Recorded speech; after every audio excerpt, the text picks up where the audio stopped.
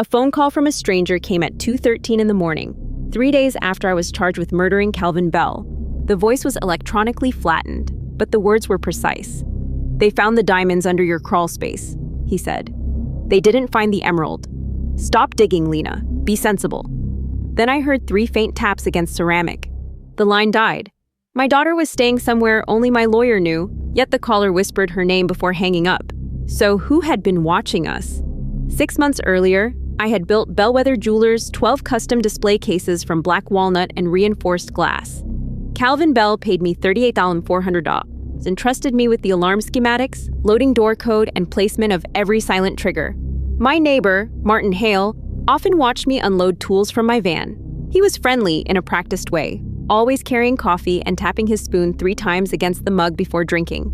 When he asked about Bellwether's security, I assumed he was making conversation. But why had he remembered every answer? Martin lived next door in a pale duplex with a rusted weather vane. He borrowed things constantly: my ladder, socket set, red-handled bolt cutters. "Neighbors should be sensible," he liked to say. 2 weeks before the murder, he returned those cutters freshly cleaned, except for a smear of gray grit near the hinge. That same afternoon, I caught him standing beside my open van, claiming he had heard a kitten inside. There was no kitten. I locked the van afterward, but had he already taken something? Bellwether was robbed on November 17th at 11:46 p.m. The masked intruder bypassed the alarm, opened 3 cases without triggering the pressure strips, and shot Calvin once beneath the collarbone when he emerged from his office. Calvin died before sunrise. The cameras showed someone wearing my navy work jacket and carrying my red bolt cutters. Worse, the intruder entered the same 8-digit code Calvin had given only me and his manager. By breakfast, 2 detectives were standing on my porch, so why was Martin watching from behind his blinds? They searched my workshop for 7 hours. Beneath the crawl space insulation, Detective Rosa Velez found 23 loose diamonds, Calvin's blood-stained wallet, and a suppressed Glock wrapped in one of my shop towels. My fingerprints were on the towel. My DNA was inside the jacket. Every piece of evidence pointed straight at me because every piece belonged to me. Martin crossed the yard carrying 2 coffees and offered to repair the broken crawlspace hatch. Then he asked whether the police had found everything. Why would an innocent neighbor choose that word? The prosecutor called it an airtight case. I had the codes, the tools, and $61,000 in overdue business loans. My bail was set at $250,000, and my sister mortgaged her condominium to get me home. Clients canceled contracts. Someone spray-painted killer across my workshop door. My 12-year-old daughter, Sophie, stopped attending school after another parent posted Calvin's autopsy photograph beneath her class picture.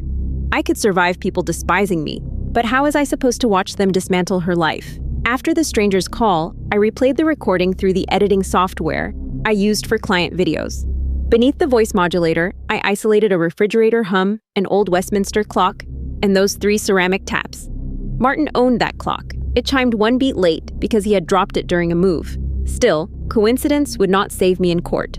Then I noticed the caller had said the diamonds were under your crawl space, not under your house. The police report was sealed, so who besides the person who planted them knew the exact compartment?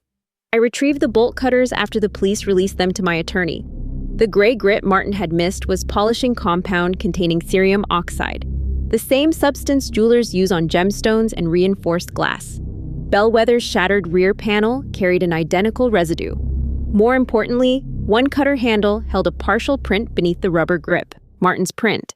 Detective Velez listened, but the prosecutor called it contamination from ordinary borrowing.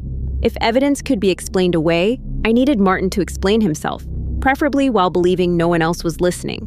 I reviewed Bellwether's footage frame by frame. At 11:49, the intruder reached through broken glass, and a silver signet ring flashed backward in the reflection. Martin wore one every day, engraved with an H, but he always turned the crest inward when nervous. Suddenly, the phone call meant something different. The stranger had not called to threaten me into silence. He was testing whether I had found the missing Colombian emerald, a stone worth $410,000 that had vanished from his haul. Had Martin framed me because he believed I had unknowingly taken it? The emerald never existed outside Martin's imagination. Calvin's inventory showed it had been shipped to Zurich the morning before the robbery, but Martin had apparently worked from an older insurance list.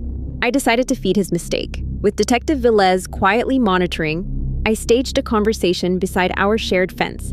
telling my sister I had discovered a green stone hidden inside a hollow walnut horse. I placed the carving beneath my workbench, filled it with ultraviolet tracking powder, and left my workshop window visibly unlatched. Would Martin take bait built specifically for his greed? At 12:07 a.m., Martin crossed my yard in black gloves. Rain hammered the metal roof hard enough to swallow footsteps. He climbed through the window, went directly to the walnut horse, and smashed it against my bench. When he found only green glass, I switched on the lights. Martin froze, breathing through his teeth, ultraviolet powder burning across his gloves like radioactive dust. I held up the recorded phone call and asked why his clock was chiming behind a supposed stranger. Would he run, lie, or finally show me what lived beneath that polite smile? He chose violence. Martin kicked the door shut, seized a framing hammer, and said Calvin had ruined everything by recognizing him. His voice lost its neighborly warmth, but the phrase remained, "Be sensible, Lena." He admitted borrowing my jacket, copying the alarm code from my invoice folder, and planting the gun while I attended Sophie's recital. Then he demanded the emerald again. I backed toward the wall switch, tasting blood where I had bitten my cheek, while 3 hidden cameras transmitted every word to Velez. Could she reach me before the hammer did? Martin swung just as I killed the workshop lights. He stumbled over the extension cable I had stretched behind me, and the hammer split my workbench instead of my skull. I dropped flat. The side door burst inward, followed by Detective Velez and 4 officers shouting over one another. Martin tried wiping his gloves, smearing ultraviolet powder across his face and silver ring. They found Calvin's missing watches, the voice modulator, and my spare van key inside his basement furnace. What defense survives its own confession? The murder charge against me was dismissed 11 days later. Martin pleaded guilty after ballistics linked his basement firing trap to the Glock, and his recorded confession placed him inside Bellwether at the exact minute Calvin was shot. He received 42 years without parole. The state reimbursed my sister's bond expenses, but no check restored Sophie's school year or the clients who still avoided my name. Justice had arrived loudly, with sirens and cameras. So why did clearing my name feel quieter than losing it? I repaired the walnut horse and placed it above my new workbench, its fracture deliberately visible beneath the varnish. Sophie sometimes runs her thumb over that seam before leaving for school, and my hands no longer shake when the clock next door, now in police storage, should be chiming. Martin built his trap from everything he learned about me.